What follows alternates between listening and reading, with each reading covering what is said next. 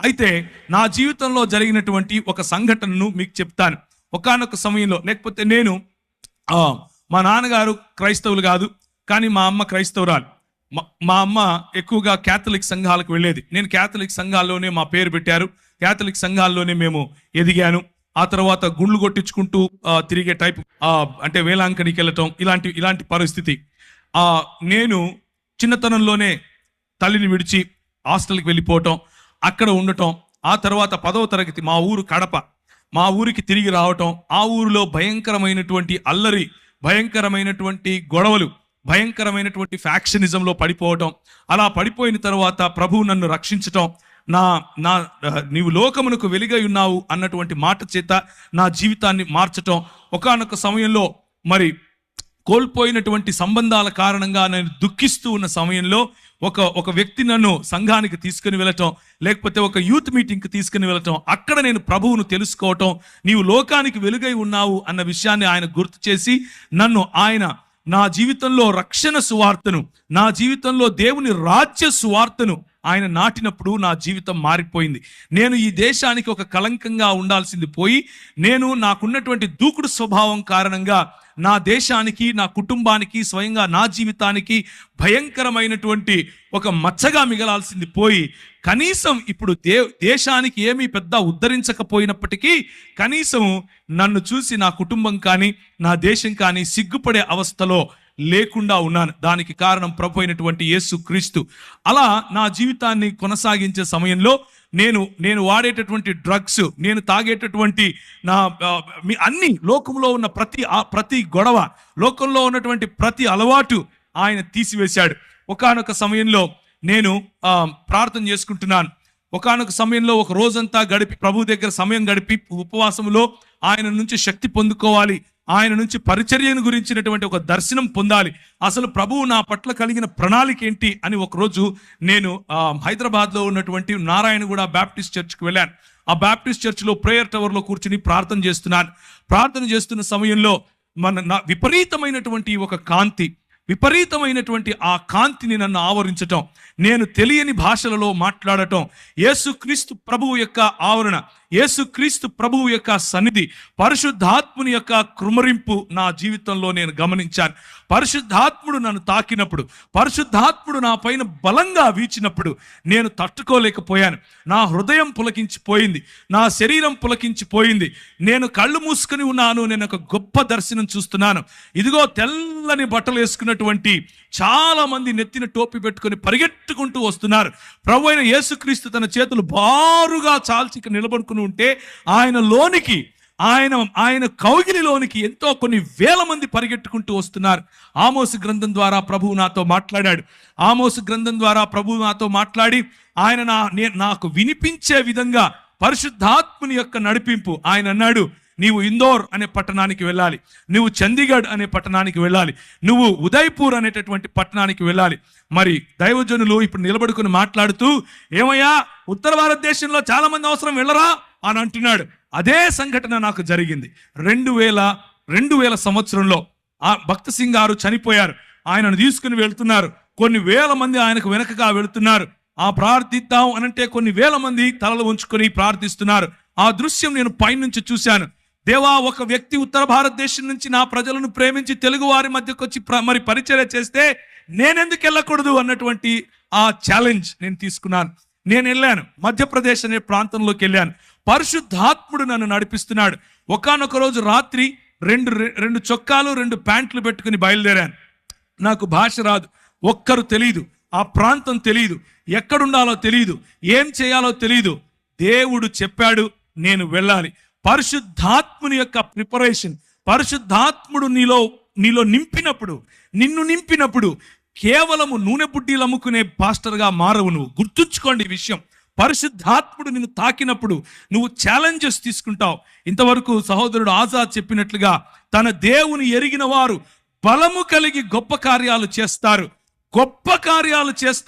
నీ సంఘం పక్కన ఇంకొకడు సంఘం పెట్టే కార్యాలు కావు, గొప్ప కార్యాలు చేస్తారు. ప్రభువు లేని చోట ప్రభువును ప్రకటించడానికి ముందుకొస్తారు. అది చీకటి, భయంకరమైనటువంటి చలి. ఉత్తర భారతదేశంలో మనం ఇక్కడ ఏదైతే ఊపుకుంటున్నామో ఈ సమయంలో అక్కడ చల్లగా ఉంటుంది.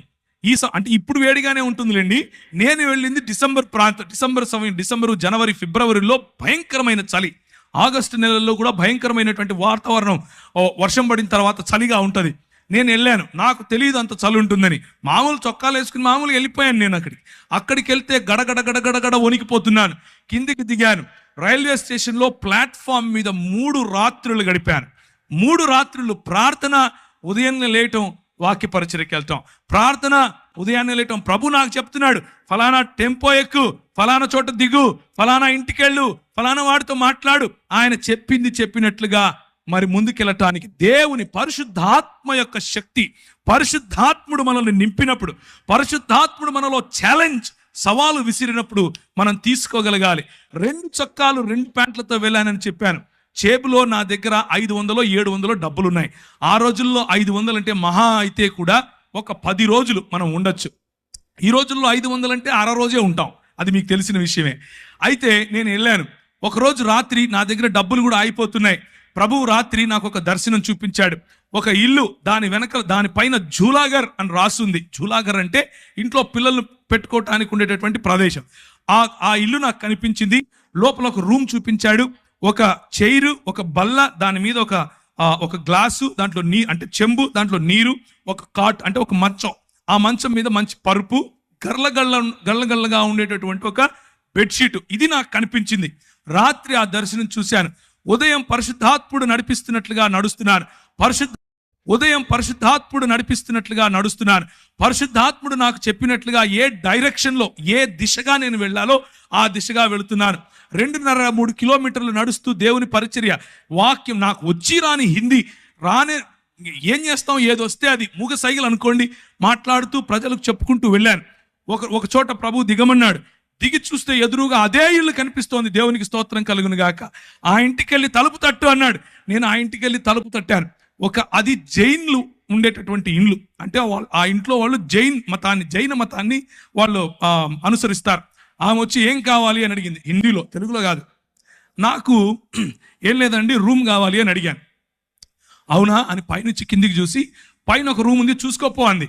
పైకి వెళ్ళంగానే అదే మంచం, అదే గళ్ళగా ఉండే బెడ్షీట్, అదే చైరు, అదే టేబుల్, అదే చెంబు, నీళ్లు నింపబడినాయి. కిందికి వచ్చాను. అమ్మ నాకు సరిపోతుంది, నేను తీసుకుంటానన్నా. డబ్బులు ఇవ్వండి. నా దగ్గర డబ్బులు లేవు అన్నా. ఏం చేస్తారు మీరైతే? ఓరా బయటికి అంటారు. ఆమె అన్నది, ఎప్పుడు ఇస్తావు అంది. ఒక 10-15 రోజుల్లో ఇచ్చేస్తానమ్మా అన్నాను.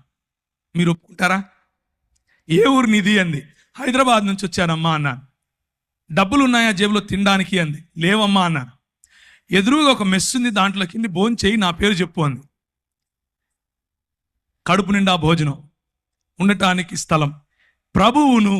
ప్రభు ఇచ్చిన మాటను, ప్రభు ఇచ్చిన అభిషేకాన్ని మనము నమ్మి ఒక కాలు వేస్తే ఆయన మనల్ని ఎప్పటికీ కించపరచడు. 11 సంవత్సరాలు అదే ఊరిలో ఉన్నాను. 11 సంవత్సరాలు భీలు, బిలాల, కోయ, గోండు ఇలాంటి వాళ్ళు, బారేలా, తెలియని భాషలు, నాకు తెలియని భాషలు, నేను ఎప్పుడూ వినని భాషలు, నాకు హిందీయే రాదనుకుంటే అక్కడ ఎన్నో ట్రైబల్ భాషలు, అన్ని భాషల్లో దేవుని వాక్యం పరిచర్య చేశాను. భాషల వరము ప్రభు ఇస్తాడు. దేవునికి స్తోత్రం కలుగును గాక. భాషల వరం ఇస్తాడు. చేతులు వేసి ప్రార్థించినప్పుడు స్వస్థతలు చేస్తాడు. ఇవన్నీ ఎప్పుడు చేస్తాడంటే, ఇక్కడ మగపిల్లలు పుట్టడం కోసం ప్రార్థన చేస్తాను అని మా ఊర్లో ఒక ఆయన బోర్డు పెట్టాడు, హైదరాబాద్లో. అట్లా బోర్డు పెట్టుకొని యేసు ప్రభువును అమ్ముకునే పరిచర్య కాదు, యేసు ప్రభువును నమ్ముకునే పరిచర్య. దేవునికి స్తోత్రం కలుగును గాక. యేసు క్రీస్తు రాజ్యమును ప్రకటించే పరిచర్య. నేను వెళ్ళాను. నాకు అప్పుడు కరెక్ట్గా, ఇప్పుడు నాకు 21 సంవత్సరం, ఊరు తెలీదు, ఏం తెలీదు. అదే ఊరిలో 11 సంవత్సరాలు. నేను 2011లో తిరిగి హైదరాబాద్కు తిరిగి వచ్చాను. నేను వెళ్ళేటప్పుడు ఎడ్వర్డ్ అన్న నాకు తెలుసు, నేను వచ్చిన తర్వాత ఎడ్వర్డ్ అన్న నాకు తెలుసు. కానీ అక్కడ ఉన్న 11 సంవత్సరాలలో ప్రభువు నన్ను వాడుకున్నటువంటి పద్ధతి, అక్కడ ఉన్న 11 సంవత్సరాల్లో నా చదువును ఆశీర్వదించాడు. నేను MBA ఇన్ ఇంటర్నేషనల్ బిజినెస్ అన్న కోర్స్ చదివాను. చదివిన తర్వాత ఎన్నో దేశాలు నన్ను ప్రభువు తిప్పాడు. తిరిగిన అన్ని దేశాల్లో ప్రభు పరిచర్యలో వాడుకున్నాడు. అంత మాత్రమే కాదు, ఈ చెప్పిన తెగలు, ట్రైబల్ మధ్య ప్రభు వాడుకున్నాడు. అన్నిటికంటే ముఖ్యంగా నాకు చూపించిన దర్శనం, ముస్లిముల మధ్య నీతో వాడుకుంటాను అని చెప్పాడు. ముస్లిముల మధ్య వాడుకున్నాడు. నేను వెళ్ళినప్పుడు 6 మంది, ఒక్క వ్యక్తి ప్రభువుని నమ్ముకోవటానికి 5 ఏండ్లు పట్టింది. ఆ తర్వాత 6 మంది 6 సంవత్సరాలు నాతో వాగ్వివాదం చేస్తూ వచ్చారు. నువ్వేంది, నువ్వు కథ ఏంది, నేను చూసుకుంటామన్నారు. ఆర్ఎస్ఎస్ వాళ్ళు, విహెచ్పి వాళ్ళు నాకు ఈమెయిల్ రాసేవాళ్ళు.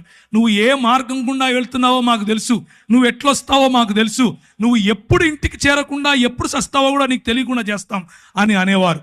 ఇలాంటి పరిస్థితి.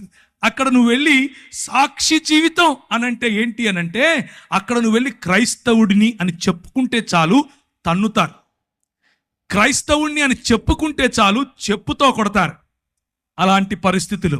కానీ స్టెఫెనును ఆశీర్వదించినట్లుగా, స్టెఫెనుకు వాక్ చాతుర్యం ఇచ్చినట్లుగా, స్టెఫెనులో వాక్ ప్రభావం ఇచ్చినట్లుగా, స్టెఫెనును ఏ విధముగా జ్ఞానముతోనూ కృపతోనూ ప్రభువు నింపాడో అలా యవ్వనస్తులను నింపగలడు. మనం ఒక్క విధేయత అన్నటువంటి అడుగు తీస్తే చాలు. నా జీవితం ఆ రోజు పరిశుద్ధాత్ముని యొక్క తాకిడితో మారిపోయింది. పరిశుద్ధాత్ముడు నా జీవితంలో తెలియని అగ్నిని రగిలింపజేశాడు. పరిశుద్ధాత్ముడు నా జీవితంలో ఇచ్చిన ఛాలెంజెస్, నేను వెళుతూ ఉంటే నాకు అన్ని బెడ్స్ ఆఫ్ రోజెస్ అందరూ వచ్చి కాళ్ళ మీద పడిపోయి పైసలు ఇచ్చేసి ఏమో చేశారు అనుకున్నారా? కాదు. అడుగడుగు నా ఛాలెంజెస్, అడుగడుగు నా బలహీనతలు, అడుగడుగు నా తెలియనటువంటి నేను ఎలా చేయాలి ఇప్పుడు అన్నటువంటి పరిస్థితి. కానీ ప్రభువు నమ్మకస్తుడు. ప్రభువు మనల్ని విడిచిపెట్టాడు. పిలిచిన పరిశుద్ధాత్ముడు మనల్ని విడిచిపెట్టాడు. మనల్ని అభిషేకించిన పరిశుద్ధాత్ముడు ఎక్కడెక్కడ నీకు ఏ ఏ పరీక్షలు పెడుతున్నాడో ఆ పరీక్ష ఉత్తీర్ణుడైనటువంటి మరుక్షణం తన ప్రత్యక్షతనిస్తాడు. ఒకానొక రోజు కృంగిపోయాను, భయంకరంగా కృంగిపోయాను. ఏం చేయాలి ప్రభువా?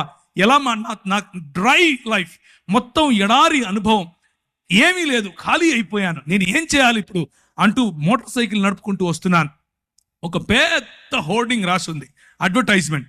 అందులో అంటే ఒక న్యూస్ పేపర్ వాళ్ళ అడ్వర్టైజ్మెంట్ అనమాట. అందులో ఉంది ఎక్స్పాండ్ యువర్ హరైజన్స్ అని ఇంగ్లీష్లో రాశారు. అంటే నీ సరిహద్దులు విశాలపరచుము అన్నటువంటి మాట. ఇది ఎక్కడో విన్నానే అని అనుకున్నాను. న్యూస్ పేపర్ వాడు బైబిల్ చెప్తున్నాడు ఏంటి, అది కూడా మధ్యప్రదేశ్లో, అది కూడా క్రైస్తవులం అంటే భయంకరమైనటువంటి వివక్ష. అలాంటి చోట ఇంత పెద్ద హోర్డింగ్ ఎవరు పెట్టారు? ఇంటికెళ్ళి ఎక్కడుంది ఆ వాక్యం అని చూశాను. ఎబ్బేజు చేసిన ప్రార్థనను ప్రభువు చూపించాడు. నా సరిహద్దులను విశాలపరచుము అని ఆయన చేసినటువంటి ప్రార్థన నాలో ఒక అగ్నిని తిరిగి ప్రభు ఇవ్వటానికి ఆ వాక్యం సహాయపడింది. నేను ఎందుకు ఈ మాటలు చెప్తున్నాను అనంటే, పరిశుద్ధాత్ముడు రియల్, పరిశుద్ధాత్ముడు నిజమైనటువంటి దేవుడు. పరిశుద్ధాత్ముడు మనతో మాట్లాడగలడు.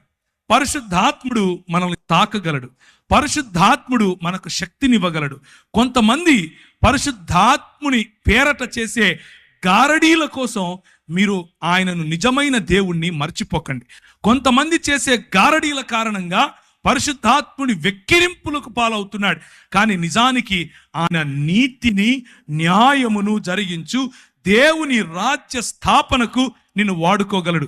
ఒకానొక రోజు 2003 నుంచి 2005 ప్రాంతాల్లో రాజస్థాన్ మరియు మధ్యప్రదేశ్ బార్డర్స్లో కొన్ని ఊర్లు ఉన్నాయి. నీమచ్, మందసోర్ అనే ఊర్లు. ఆ ఊర్లలోకి మమ్మల్ని ప్రభువు నడిపించాడు. అక్కడ ఉన్నటువంటి అతి ప్రాముఖ్యమైన సమస్య ఏమిటి అని అంటే, ప్రజలు వాళ్ళ ఇంట్లో ఆడపిల్ల పుడితే చాలా సంతోషిస్తారు, గంతులు వేస్తారు, నాట్యాలు చేస్తారు.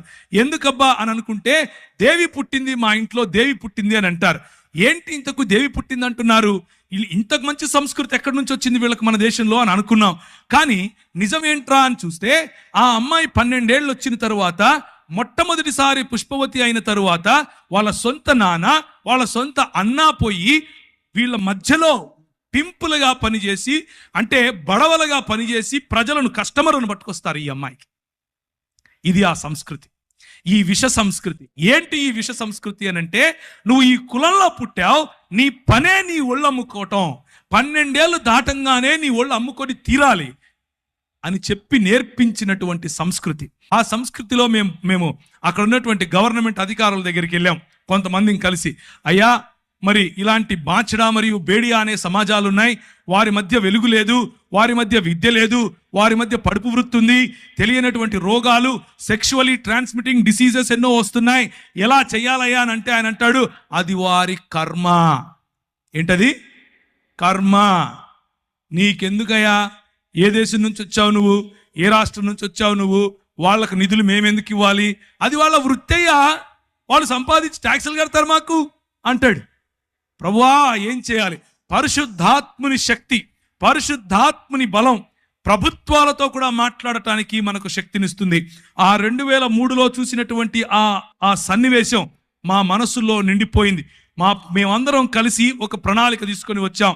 ఈరోజు 2019కి వేలకు పైగా ఆ బాంచడా సమాజానికి చెందిన వారు, చదువుకున్న వారు ఉన్నారు.